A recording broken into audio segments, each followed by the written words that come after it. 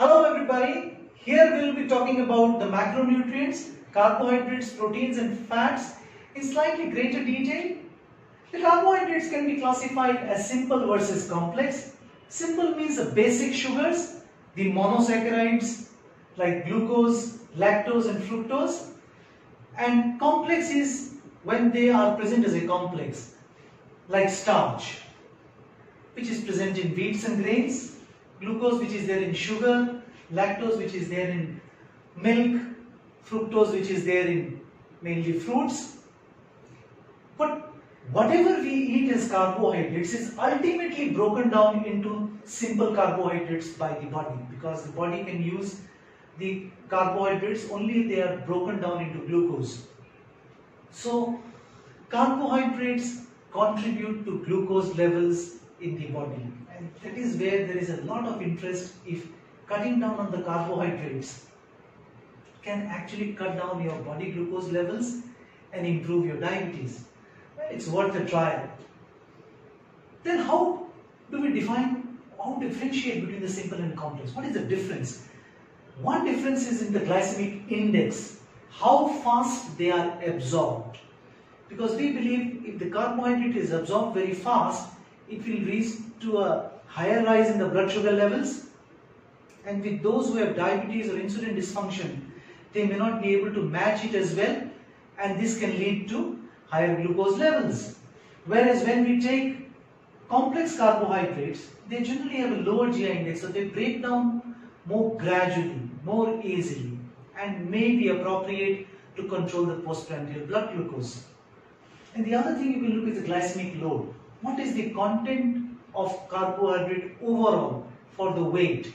So let's say both grains and vegetables are predominantly carbohydrates, but overall the content of carbohydrates in vegetables is very negligible.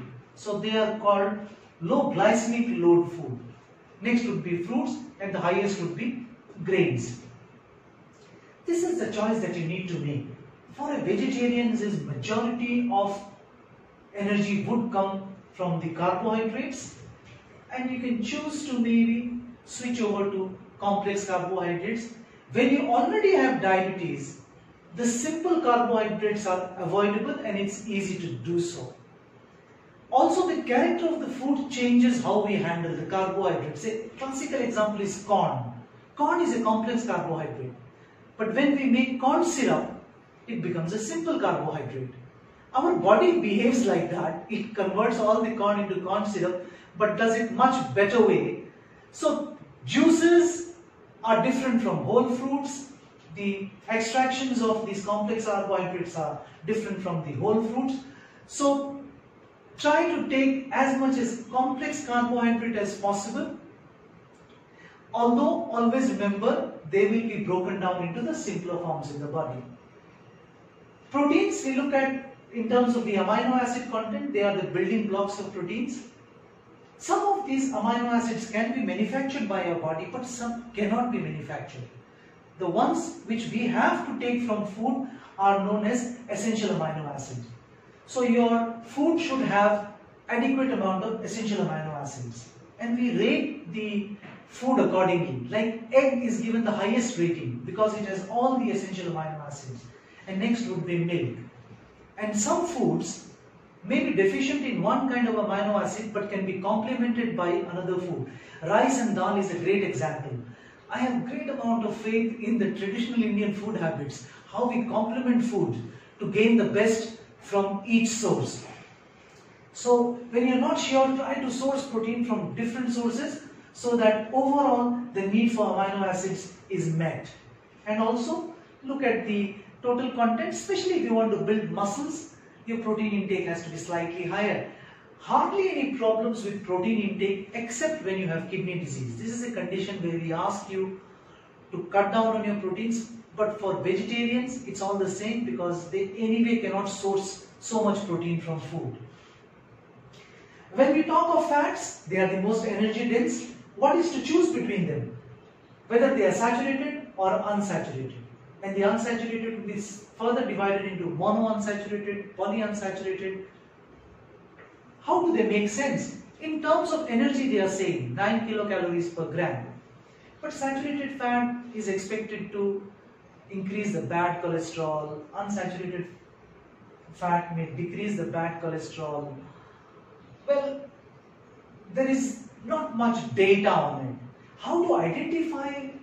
Well, saturated fat are generally solid at room temperature.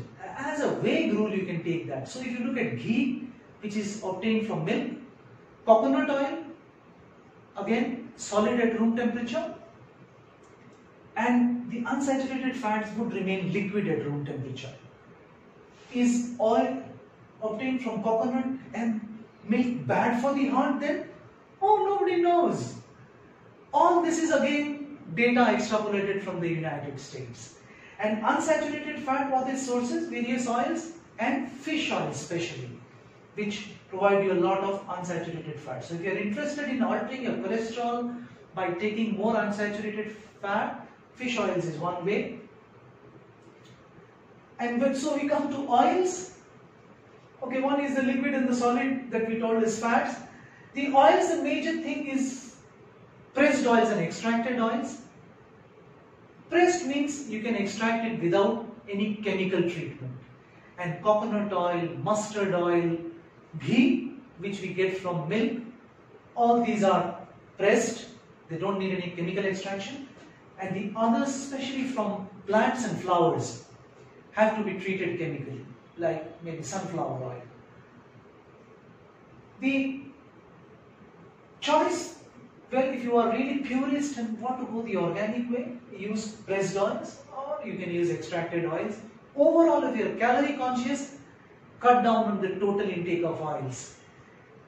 Among food, as I said, fats, they mainly come from non-vegetarian food, including milk and milk products. So you can look at the content in those food that you take. And if you want to cut down the overall fat content, switching over to a vegetarian makes sense, because vegetarian food is very little in fat content but very high on carbohydrate content. Make a choice. Whether you eat fat or you do not eat fat doesn't matter, but if your energy is in surplus, the body will convert all that into fat. So if you're taking excess carbohydrate, you can still put on fat, you can still put on weight and deposit that in your body. And most of the deposition is around the waist, in the tummy, inside. So when you are an ultrasound of this person, you may find fatty liver, fatty pancreas, fat all over the abdomen, because that is how the extra fat is stored. Well, then we come to choices. How to manipulate these carbohydrates, proteins and fats to improve health? Mainly we talk about carbs and fats. Going low carb, easier for the non-vegetarian.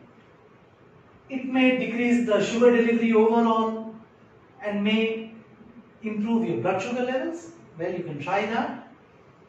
I believe as an average Indian, the carbohydrates are the main contributors to energy. So if you want to lose weight, you can look at cutting down the various sources of carbohydrates or changing the class from grains to fruits and vegetables. Low fat diet, well, many believe it may improve your cardiovascular health overall. Some believe going low on fat may cut down your energy content of the food. That depends on how much fat actually contributes to the total energy that you take. Difficult to achieve a low fat diet in a non-vegetarian. There the fats would be there almost in every food. So if you want to go really low fat, you got to choose a vegetarian way of living. And there are people who believe the low carb and adequate fat or higher fat may actually help you in losing weight. Most of it is probably because of the overall cut down in the calorie content. Atkins diet is one very good example of a low carb or maybe zero carb diet aimed at reducing weight. Something very interesting to read on. So look at what you can do for yourself from your own food, manipulate them and look at how they correct your body weight and metabolic disorders.